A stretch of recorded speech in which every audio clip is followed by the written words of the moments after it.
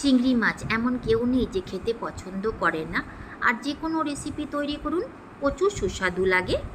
চিংড়ি মাছকে কেটে নিয়ে বেশ জল পাল্টে পাল্টে ধুয়ে নিয়েছি। দেখুন একদমই পরিষ্কার লাগছে। এর মধ্যে দেব হলুদ আর নুন, ভালো করে মিশিয়ে নিতে হবে। খেতে যেমন সুস্বাদু, রান্না করতে খুব একটা ঝামেলা লাগে না। খুব কম সময়ে চটজলদি রান্না হয়, তাও ঘরে থাকা উপকরণ দিয়েই রান্না করতে পারবেন। একে কেটে নেওয়ার সময় যদি আপনার ইচ্ছে হয় তো এই ঠ্যাংগুলো কেটে ফেলে দিতে পারেন। আমি এই ঠ্যাংগুলো চিবিয়ে খাই, খেতেও ভালো লাগে, তাই রেখে দিয়েছি। চিংড়ি মাছকে কেটে নেওয়ার পদ্ধতিটা সবাই জানে, যদি না জেনে থাকেন তো কমেন্ট করবেন, আমি আপলোড করে দেব। দেখুন নুন হলুদ দিয়ে চিংড়ি মাছকে ভালো করে মাখিয়ে নিয়েছি। একে রেস্টে রাখতে হবে, তবেই মাছের ভেতর পর্যন্ত নুনের ফ্লেভারটা যাবে। আমি 30 মিনিট মতো রেস্টে রাখবো। 30 মিনিটের পর মিডিয়াম ফ্লেমে কড়াইকে গরম করে নিয়ে দেব সরিষার তেল। আপনি এর মধ্যে সাদা তেলও ব্যবহার করতে পারেন। চিংড়ি মাছকে ভাজা থেকে নিয়ে রান্না পর্যন্ত সরিষার তেল ব্যবহার করুন, প্রচুর সুস্বাদু হবে। দেখুন তেল থেকে ধোঁয়া বেরোচ্ছে, এই রকম গরম করে নিতে হবে। 30 মিনিট পর গরম তেলে দিন চিংড়ি মাছকে, আর এইভাবে একটু ছড়িয়ে দিন। যদি হাত দিয়ে না ছড়িয়ে দিতে পারেন তো এইভাবে খুন্তি দিয়ে ছড়িয়ে দিন। আর এক সাইডটা 4 থেকে 5 মিনিট ভেজে নেবার পর একে উল্টে দেবেন।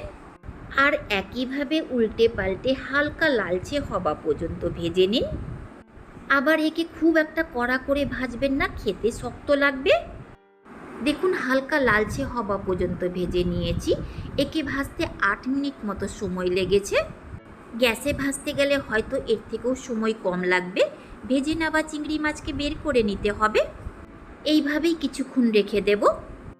সেই গরম কড়াইয়ে দেব সরিষার তেল, দেব একটা ছিঁড়ে নেওয়া শুকনো লঙ্কা, 1/4 টিস্পুন জিরা।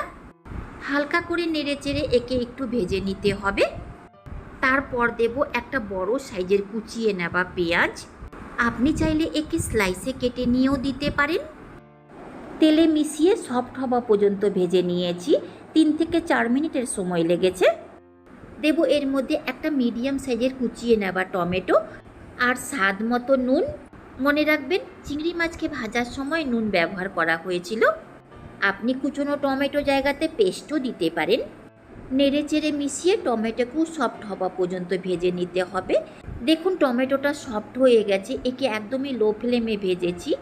5 মিনিটের মতো সময় লেগেছে। আপনি ঢাকা চাপা দিয়েও ভাজতে পারেন। দেব 1 টিস্পুন আদা রসুন বাটা। মিশিয়ে নিয়ে এর কাঁচা গন্ধ যাওয়া পর্যন্ত ভেজে নিতে হবে।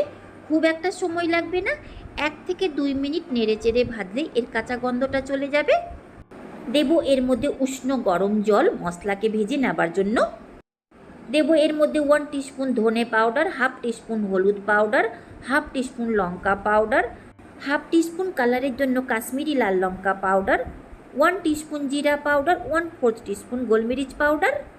এই মশলাকে আপনি জলে ভিজিয়েও দিতে পারেন। এই মশলার সাথে আপনি কাজু পাউডার আর চারমগজ পাউডারও দিতে পারেন, খেতে আরও সুস্বাদু হবে। মিশিয়ে নিয়ে একে তেল ছাড়া পর্যন্ত ভেজে নেব। দেখুন মশলা থেকে তেল আলাদা হয়ে গেছে।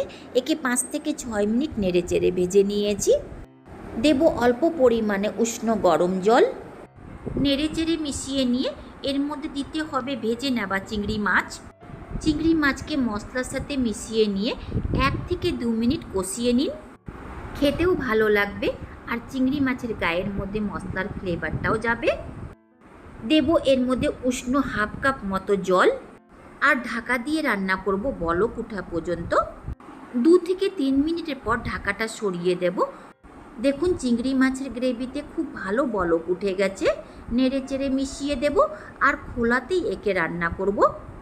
যদি গ্রেভি রাখতে চান তো এই সময় ওভেনকে অফ করে দিতে পারেন। দেব 1/2 টিস্পুন মতো গরম মশলা পাউডার আর কুচনো ধনে পাতা।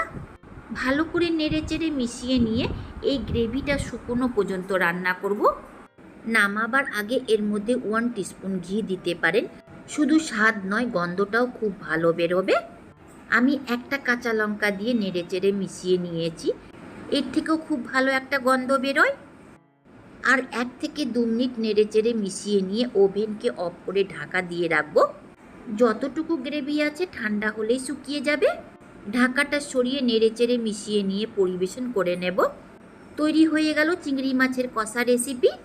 একবার এইভাবে বানিয়ে খেয়ে দেখুন, নিমিষে থালার খাবার পেটে চলে যাবে, আপনি বুঝতেও পারবেন না।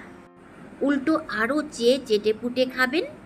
চিংড়ি মাছের কষা রেসিপি দিয়ে ভাত, রুটি, পরোটা, লুচি, পোলাও, ফ্রাইড রাইস খেতে পারেন। যদি পছন্দ হয়ে থাকে তো এইভাবে একবার ট্রাই করে দেখতে পারেন। ঘরে থাকা উপকরণ দিয়ে এতটা সুস্বাদু রেসিপি যদি তৈরি হয়ে থাকে তো বাজার থেকে কিনে খাবার দরকারই নেই। যদি শেষ পর্যন্ত দেখেছেন তো লাইক, শেয়ার, সাবস্ক্রাইব করে দিয়ে পাশে আসা বেল আইকনকেও প্রেস করে দিন। আমি যখনই কোনো নতুন ভিডিও আপলোড করব তার নোটিফিকেশান আপনি পাবেন। শেষ পর্যন্ত দেখার জন্য অনেক অনেক ধন্যবাদ।